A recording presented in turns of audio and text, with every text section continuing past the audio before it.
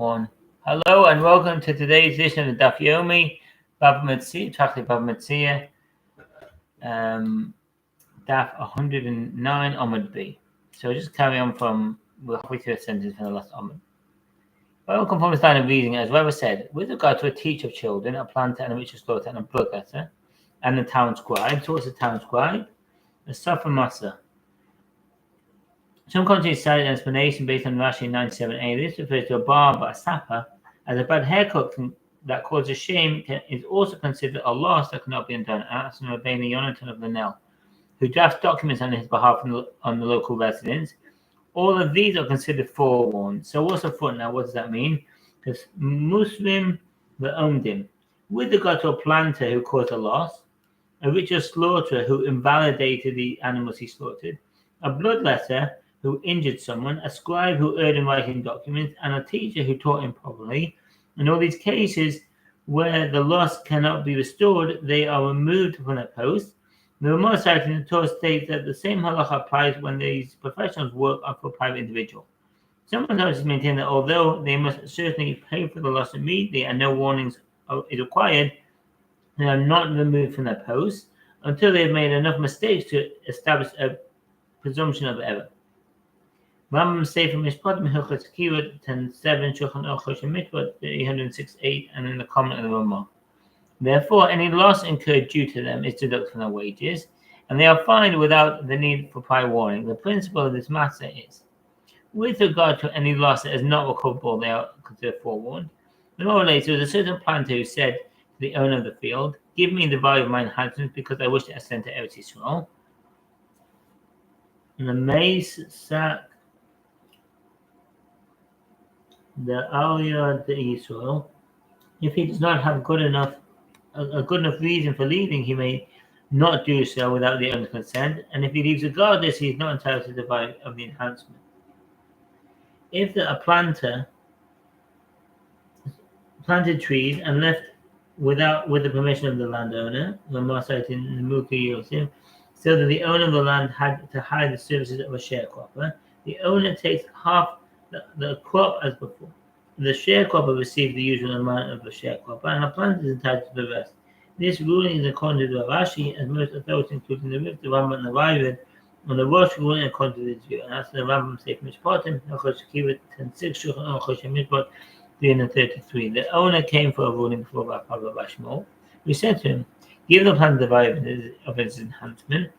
Bava said to Papa Bashmol, "Did he alone enhance the field, while the land did not enhance it?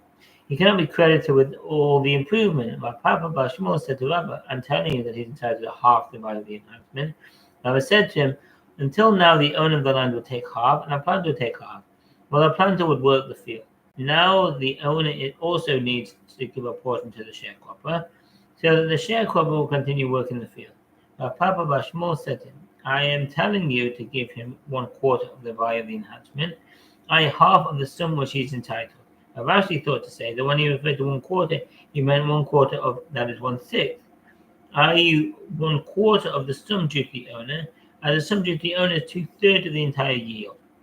This payment would therefore amount to 1/6 of the total, as Rav Minyumi, son of Rav Namhumi, said, in an occasion where the planter takes half the fruit and the sharecropper takes 1/3. With regard to a planter who wants to leave, we give him a share of the value of the enhancement and removes him in such a manner so that the homeowner should suffer no loss. Granted, if you say that he meant 1/4, that is 1/6, this is well, and the calculation of an order. But if you say he referred to an actual quarter, the homeowner suffers the loss of half of 1/6. This is because if the owner had paid the planter initially, he would have given him only 1/2, whereas now he must give the planter 1/4 and the sharecropper 1/3. He thereby pays an extra 12. Rav Aha, son of Rav Yosef, said to Rav Asher, "Let the planter say to the owner, 'You give your portion to the sharecropper.'" The commentators discuss the opinions of Rav Asher and Rav Aha, son of Rav Yosef, at length. One explanation of Rav Aha's opinion is as follows. The planter says to the owner that he should give his share to the sharecropper, but the planter believes with regard to his own share, perhaps he can find a sharecropper to work the field for a smaller payment with being Hananel. The Rosh explained that according to Rav Aha, the planter has certain rights to the land itself, and he is consequently entitled to his half, even if he doesn't see the ground. And I will do what I wish with my portion. I performed my half of the work properly. Why should I suffer a loss because you want to pay the sharecropper? Rav said to him, when you reach the tractate of the slaughterer of sacrificial animals, Rashi explains this reaction as a praise of Raha's question, and the Raha and the Baum Hama'or seem to concur. Most commentaries, including Rabbeinu Hanana and the Aruch, maintain that this cannot be the case, especially in light of the well-known consideration that the tractates of Nezikin are more analytical than the tractate of Zevachim, which mainly consists of traditions handed down through the generations of the Ramban. Consequently, they understand this expression as a rejection of the difficulty. When you have learned much of the Talmud and reached tractate of Zevachim in the order of Kedoshim, you will realize that your question is not problematic at all. From the ruling of the Rambam, it appears that he also understood the Gemara this way. I tractate of Zevachim, come and ask this difficulty from me. In other words, your question is a good one. Worthy of a difficult tractate full of complex reasons such as Zevachim. With regard to the matter itself, Bava Metzia son of Nahumi said, the commentators are puzzled as to why the Gemara repeats the statement of Bava Metzia as it neither analyzes nor adds anything to the previous discussion. The Rosh explained that this is mentioned only as an introduction to Bava Metzia's second statement. Another possibility is that the Rib had a different version of the Gemara, according to which there is a difference between the original version of Bava Metzia statement and the second version that appears here. In a location where the planter takes half the fruit and the sharecropper 1/3, with regard to a planter who wants to leave, we give him his share of the value of the enhancement and remove him in such a manner so that the homeowner should suffer no loss. And Menyumi son of Nahumi further said, with regard to an old vine, an old vine, Rabbi Hananiah and the Aruch explained that here the planter exerted himself to plant entirely new vines as replacement for the old one, which is the reason he receives half. Conversely, if the ground of the vineyard was made soft due to an overflowing river, the land is ready for planting, and the planter need not toil as much. Therefore, he is entitled to only 1/4. The Smart citing Rashi suggests an alternative explanation of the difference between the two cases. The aging of the vine is a natural occurrence, and the planter initially undertook the job in order to receive the wood. By contrast, the river overflowing is not an event that can be anticipated ahead of time, and therefore he receives only 1/4. The Bible interprets the word kofa as a beam, and explains that it refers to a beam of a vine that became wormy over time and must be replaced. In this case, the planter is entitled to half the value of the beam. In a vineyard, the planter receives half, although he did not plant the vine. Since he was placed in charge of the entire vineyard, he receives a portion of that which was there before. If a river flooded, a planter who takes half the fruit is also entitled to half the old vines. If the vineyard was flooded by a river or rooted in the wind, he receives but only 1/4. The Guan and Al Hashulchan accept the ruling of the Torah that in the latter case he receives only 1/6 according to Rashi. 34. The vineyard and the owner and the planter came to divide the trees that fell down. The planter receives 1/4.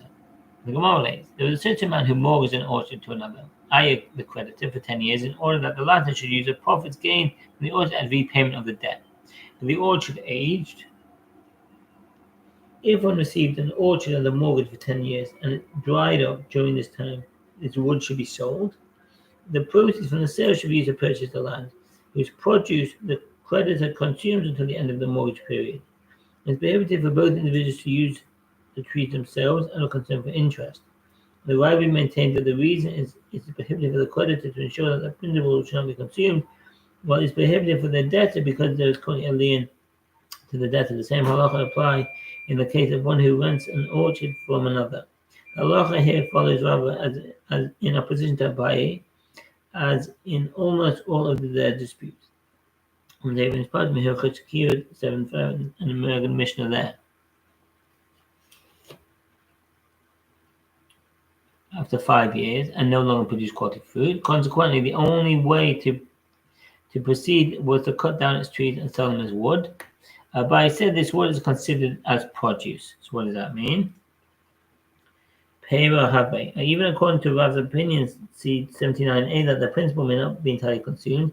Here the halacha is different, as they knew the plants would grow old and had the wood in mind when they made their argument, as opposed to that case when the donkey died unexpectedly, the verse 79a.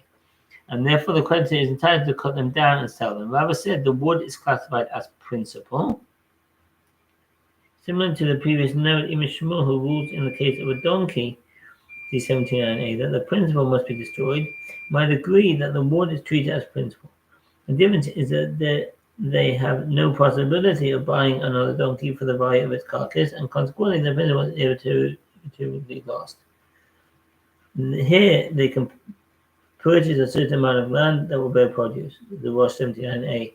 Alternatively, in this case, the planter intended to take only the produce, and therefore has no right to the principal at all, and that's for the land, and is therefore viewed as part of the orchard itself. Consequently, the creditor has no rights to the wood itself, but other land is purchased with the profits from the sale of the wood, and the creditor continues the produce of that land until the debt is repaid. The Gemara raises an objection against this from a bright that discusses the halacha of a mortgage. If the tree dried up or was chopped down, it is forbidden for both the creditor and the debtor to take it for themselves. How should they proceed? It is sold for wood, and the land should be purchased with the proceeds, and the creditor, consumes the produce from that land. The Gemara clarifies, what is it not referring to a dry tree that is similar to one that was chopped down, in that just as the tree was chopped down at its proper time, so too that he dried at its proper time. And yet the Tanna teaches that the land should be purchased with the money and the creditor consumes the produce. Apparently the wood is considered part of the principle, not the profits. The Gemara's opinion and presents a difficulty to Abaye. The Gemara rejects this argument. No, the chopped down tree mentioned in the Bible is similar to the dry one. Just as the tree dried up before its time, so too this one was chopped down before its time. Since this did not occur naturally, the wood is classified as produce.